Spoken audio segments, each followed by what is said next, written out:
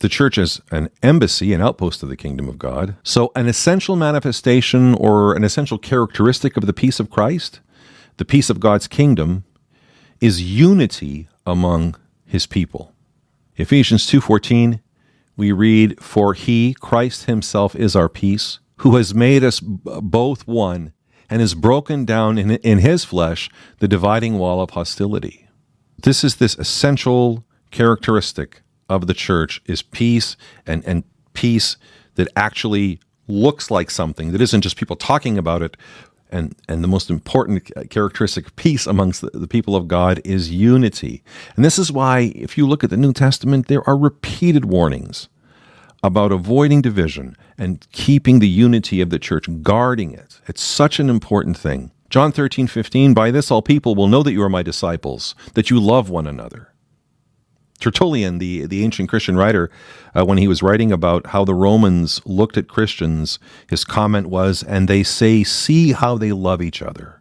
Their love for one another, this essential unity, this essential bond that tied them together, was conspicuous even beyond their community.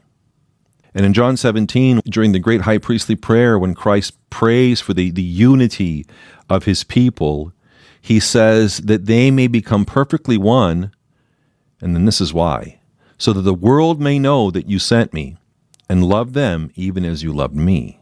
Our unity as Christians is the most important evangelistic tool for sharing the gospel, because we can have everything else in place, but if we are harboring enmity between each other, we can have beautiful liturgies and lovely icons and all these things, but if we're just being nasty with each other, if we are refusing to try to reconcile when we're at odds with each other, if we're harboring that kind of acrimony, then all of it falls to the ground.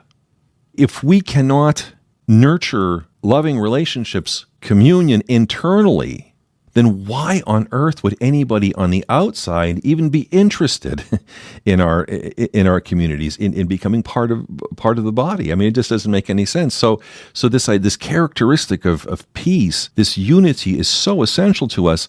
It's essential just because it's a sane and good and godly way to live, but it's also essential for the basic work that we do, proclaiming the gospel to the world. Because if we don't have that peace, there's no compelling reason for anybody else to want to become part of this.